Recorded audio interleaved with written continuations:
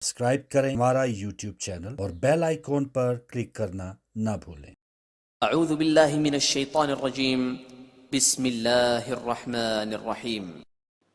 جی، تو میں جو واقعہ بیان کر رہا تھا وہ ایک شخص تھا جو غفاری نام کا شخص ہے، اور وہ مقروض ہو گیا تھا۔ اس کے جس سے اس نے قرض لیا تھا، اس نے مطالبہ کیا کہ بھائی میرا قرض واپس کرو۔ یہ پریشان اس کے پاس تھا نہیں، کیا کرے؟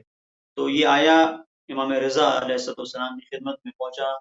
امام رضا کے گھر پہ جب پہنچا تو پتہ چلا کہ امام مدینے سے باہر احمد علیہ السلام کا یہ شیوا رہا۔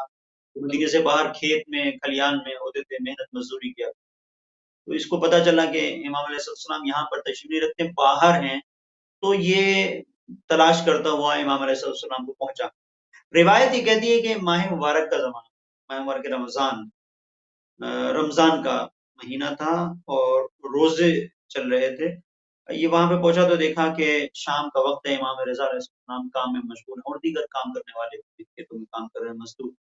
امام کی خدمت میں پہنچا اور اس نے امام کی خدمت میں عرض کیا کہ مولا مجھے کچھ سخت ضرورت پڑ گئی ہے، اور میرے ساتھ مسئلہ یہ ہے کہ میں نے کسی سے قرض لیا تھا، اب اس کی جب ادائیگی کا وقت آیا تو میرے پاس پیسے نہیں ہیں، وہ بار بار تقاضا کر رہا ہے، مولا مجھے شرمندگی ہو رہی۔ امام علیہ السلام متوجہ ہو گئے، اس نے بھی بتایا نہیں ہے کہ میرا کتنا قرض ہے۔ یہ سوچا کہ ابھی فی الحال بتاتا ہوں، جب امام پوچھیں گے تو بتاؤں گا۔ امام علیہ السلام اس سے کہتے ہیں کہ اچھا ٹھیک ہے، کوئی مشکل نہیں ہے، انشاءاللہ اس مسئلے کو حل کرنے کی کوشش کریں گے، جو بھی انداز ہو امام علیہ السلام کا۔ بہرحال وہ لب و لہجہ روایت میں تو نہیں آ سکتا، روایت صرف ان مطالب کو بیان کرتی ہے کہ جس میں ایک شخص نے دوسرے شخص سے جا کے گفتگو کی ہے، لہجے کو بیان نہیں کرتی۔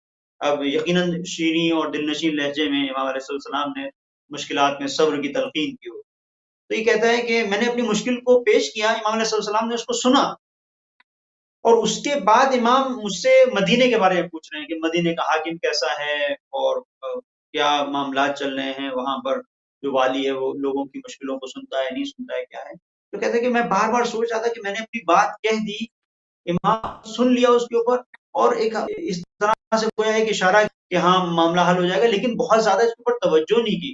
تو میں کیا کروں، کیسے بتاؤں کہ میں 28 مجھے دینار چاہیے مولا سے کم مولا پوچھ تو لیں کہ کتنے تمہیں چاہیے کہ میرا مسئلہ حل ہو جائے۔ اور یہ تو پوچھنے کے لیے پوچھ ہی نہیں رہے، تو مدینے کے بارے میں پوچھ رہے ہیں، وہاں کے ماحول کے بارے میں پوچھ رہے ہیں، وہاں گرمی پڑ رہی ہے، سردی پڑ رہی ہے، کیسا موسم ہے، والی کیسا ہے، شیعہ کیسے ہیں، اس طرح کی۔ تو یہ پیچ و تاب میں غفاری کہتے ہیں کہ میں پیچ و تاب میں تھا کہ کیا۔ تو اتنے میں مولا نے کہا کہ دیکھو ایسا ہے کہ اب جو ہے وہ افطار کا وقت نزدیک آ رہا ہے، تم دور سے آئے ہو، کہاں جاؤ گے؟ یہیں پر رک جاؤ۔ تو وہاں امام کا بہرحال ایک حجرا ہوگا، یہ جو بھی قیام گاہ ہوگی، امام علیہ السلام اپنی قیام گاہ پر لے گئے، اور اس کے بعد امام علیہ السلام نے افطار کا انتظام کیا۔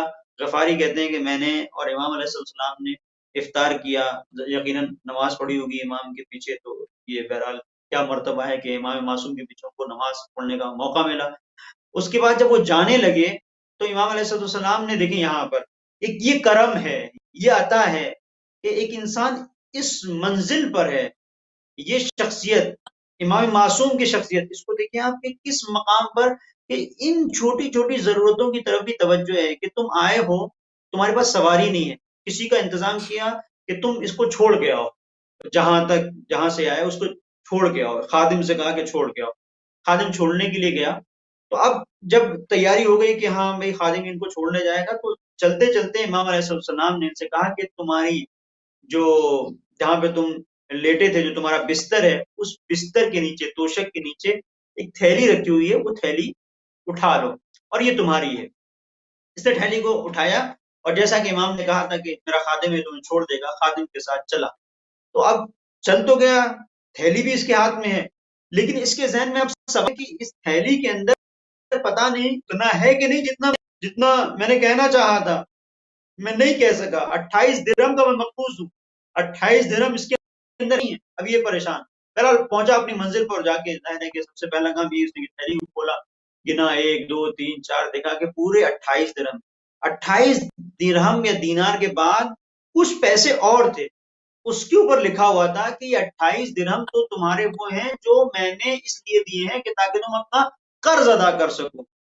اور یہ 20 درہم الگ سے ہیں کہ اگر تمہیں زندگی میں ضرورت پڑے تو تم ان سے استفادہ کرنا. تو آپ دیکھیں کہ یہ مولا کے کرم کا نمونہ جو میں نے آپ کی خدمت میں عرض کیا کہ نہ صرف اس کی ضرورت کو پورا کیا بلکہ اس کے بعد آگے ضرورت نہ پڑے اس کے مطابق امام علیہ السلام نے اس کو 20 درہم الگ سے عنایت.